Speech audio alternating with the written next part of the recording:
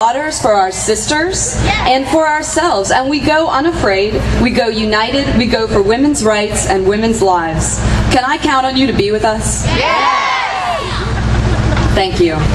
Now it is my great pleasure to introduce you to a champion of women's rights, a member of the Virginia House of Delegates and the chair of Virginia Legislative Reproductive Health Caucus. She was appointed by Governor Tim Kaine to the Council on the Status of Women, and she's been a strong advocate for access to health care in all of Virginia. She believes it's a human right. Do you? Yes! It's my great pleasure to introduce to you today Delegate Charnel Herring.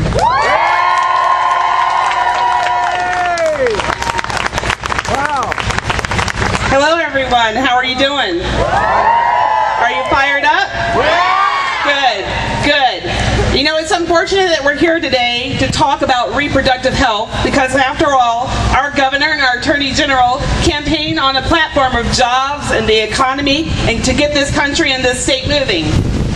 We're standing here today because Governor McDonnell and Ken Cuccinelli have decided to abuse the regulatory system and force us to have this conversation now. They've abused it, and now they want the heavy hand of government into the bodies of our women and into the doctor's offices. We're not going to take that, are we? It is not ironic, and it is a coincidence that these regulations came out on the day that we celebrated the 91st anniversary of the woman's right to vote. It is no coincidence.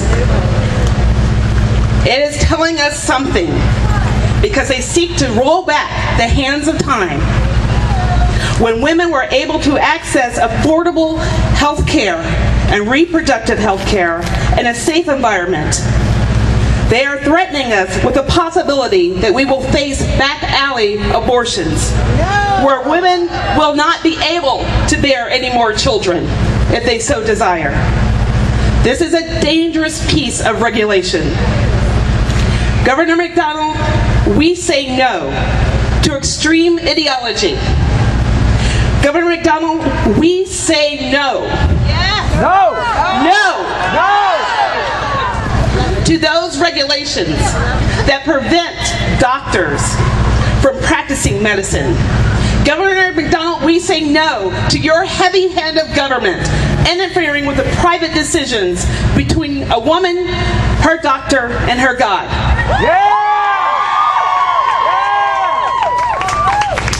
We cannot take this anymore, and I'm glad to see every one of you because we're sending a message to the Governor McDonnell and Ken Cuccinelli. I was at that State of Board Health meeting, and let me tell you something about the Attorney General's office.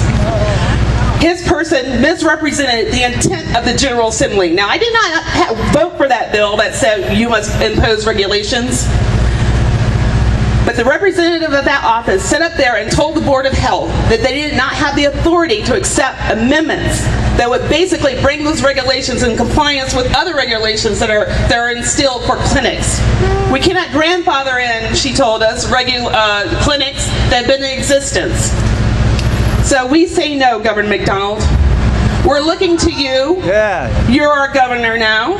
But we need a governor who understands that it is necessary to reject extreme ideology and put the health and welfare of women before that.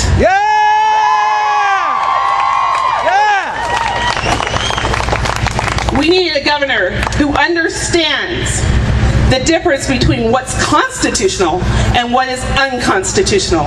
These regulations are unconstitutional. Let's challenge her. Let's take it to court. Unfortunately, we may have to. But let's avoid going to court. Let's use common sense.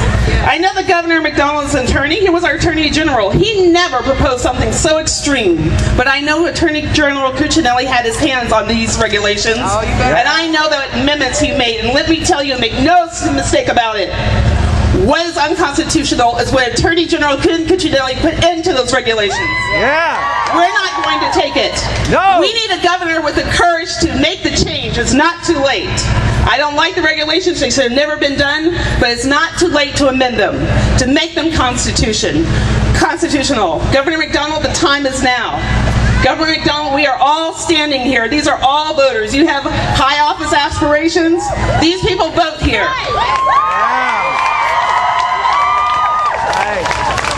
And Attorney General Ken Cuccinelli, it sure would be pretty embarrassing if you have something come out of your office that is unconstitutional. And as the regulations stand now, it's unconstitutional.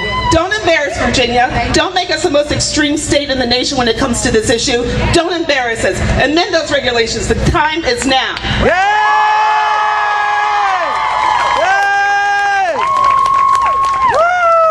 Thank you, Delegate Herring.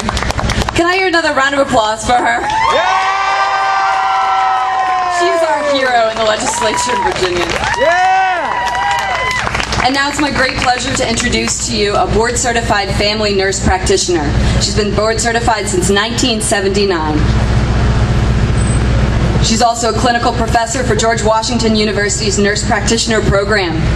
Patricia Crane has worked for the last 26 years in the Annandale Women and Family Center practice that provides a full range of care to women and families, including abortion care. Please welcome Patricia Crane.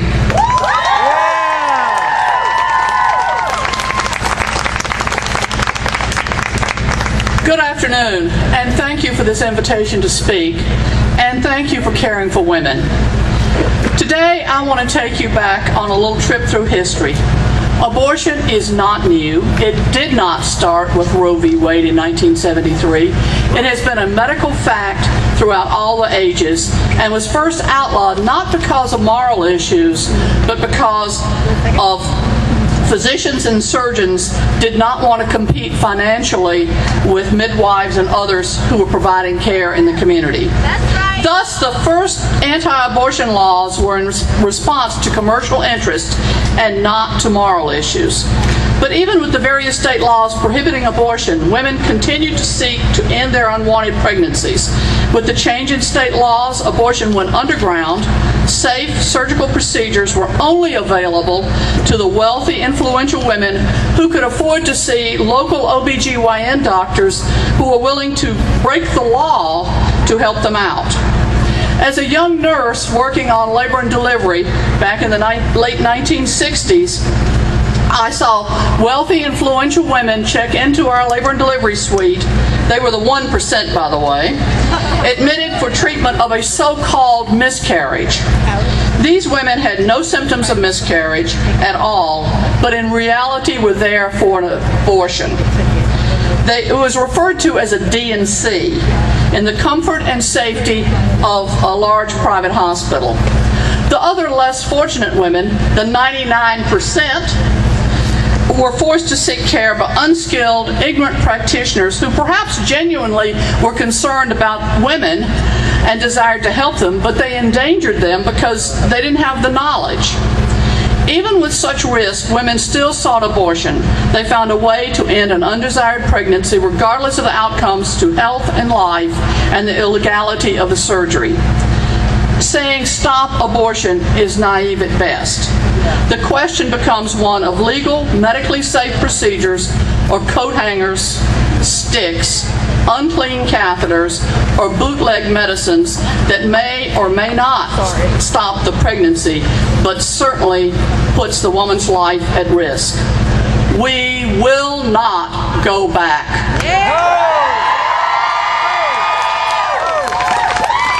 The fanatical protesters who routinely picket offices and encourage radical, militant, and homicidal behavior use pictures of stillborn babies and call them aborted fetuses. If the argument against abortion is so moral and right, why do they need to lie? Why did they have to lie at the Board of Health? It wasn't just, we call it deceit. We say they were misleading. They lied. Bottom line. They lied. Pictures of women who died from coat hanger abortions are not as gripping and, of course, not available because using such would be a gross violation of privacy. Pictures of unwanted and unloved children are available, though, on a daily basis in our press. But the Right to Life fanatics aren't interested in these children. Because they are real children who actually have real everyday needs that require more than hysterical rhetoric and screaming pickets. We will not go back. No matter what our current governor and his group of fanatical acolytes, let's put the name to it, Cuccinelli, do about closing clinics, abortion will continue. Women will seek the care they need, even if it is illegal, unsafe, and deadly. Women have persevered through fanatical pickets who use abusive language, sling acids, violate their privacy, threaten their lives, kill their healthcare providers, bomb their doctors' offices, and now finally attempt to close the doors. We will not go back. Do not be misled by these anti-choice groups.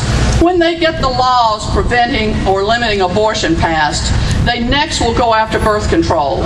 When one reads their literature or rhetoric, it becomes very evident that hormonal contraception and IUDs are both in their sights and will be next on their hit list.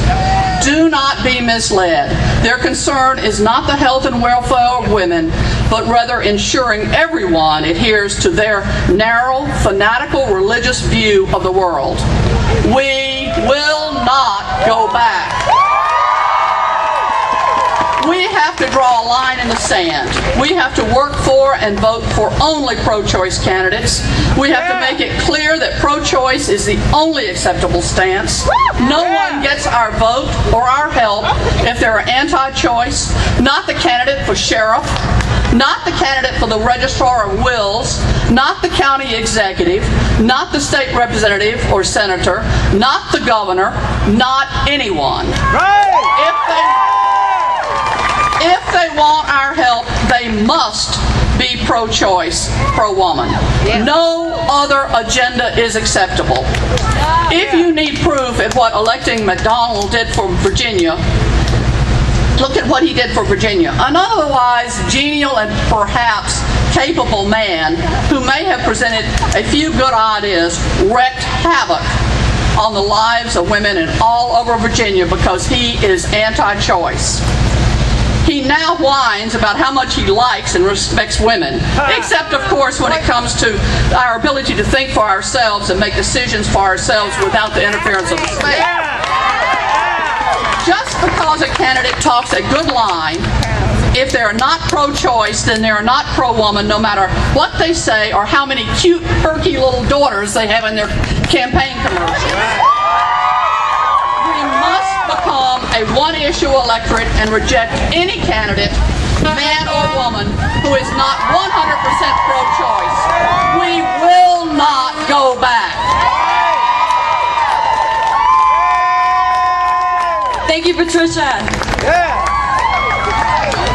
And now I'm very pleased to introduce Shelly Abrams. Shelly Abrams manages Capital Women in Richmond, right here in the city.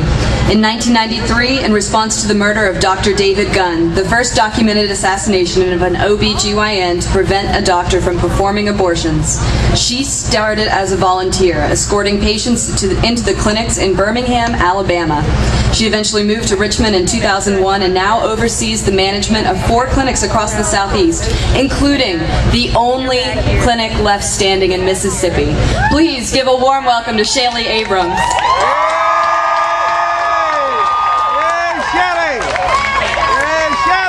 All right, hello all you revolutionaries out there in Virginia. Okay, everyone knows why we're here, right? Yeah. We're here because our right to abortion access in this state is under attack. We're here because an anti-woman governor and attorney general decided to use the power that was given to them by the voters of Virginia to restrict abortion rights into extinction. Now, we all know this is not something strange to Virginia. Legislators and right-wingers across the country have called open season on abortion rights throughout this country. Right now in Mississippi, our clinic is fighting a personhood amendment to the Constitution that would make every fertilized egg a person from the time of conception. And guess what, folks? It may pass. South Dakota this year, women were told by their state government that in order to get an abortion, they would be forced to wait 72 hours and be forced to go to an anti-abortion crisis pregnancy center to listen to outright lies before she could obtain an abortion. Texas, Kansas, North Carolina, Utah, Nebraska. The list of states that have passed radical anti-abortion legislation this year literally goes on and on. The question I want to ask all of you today is, where is the outrage? Right here! Where are the voices of the national defenders of choice? Here! We send in our donation to these groups that tout themselves as speaking for us and protecting our choices because we are busy with life. We are busy with work or finding work, busy trying to hold down a job or hold onto our house or trying to buy shoes for our kids. We trust these groups to scream outrage when we cannot scream, to demand protection when we cannot make these demands ourselves. My experience this year with this proposed regulation has taught me a lot. It has taught me that you cannot ever rely on someone else or some national group to stand up for your rights. Yeah! It has taught me what the Occupy Wall Street people are shouting at the top of their lungs, which is that if we don't stand up for justice, if we do not march in the streets, if we do not plop our asses down on the ground with a sign and say, we're not moving until someone listens to us, no one will ever listen to us. I'm tired of being told that to protect my right to abortion, I shouldn't use the word abortion because it's too explosive. I've been told by pro-choicers to not use the word abortionist for myself or my doctor, when it's perfectly fine to call someone a cardiologist or neurologist. We have to acknowledge that by hiding, we are only perpetuating the stigma around abortion, and that the stigma around abortion is what is threatening our access. Let me repeat. We have to acknowledge that by hiding, we are only perpetuating the stigma around abortion, and the stigma is what is threatening our access. We cannot win this war against choice by standing in the shadows and laying low, hoping that no one notices we're still here and we're still able to get abortions. Does anyone here actually believe that if we pretend we agree with the anti-abortion notion that abortion is icky and unsavory, that they will give us a pass and allow us access? No! You cannot appease these people! Right. They will not stop until abortion is completely inaccessible in the United States. I vow to stop listening to the voices that tell me to tone it down and be a good little girl, even if those voices are from our own side.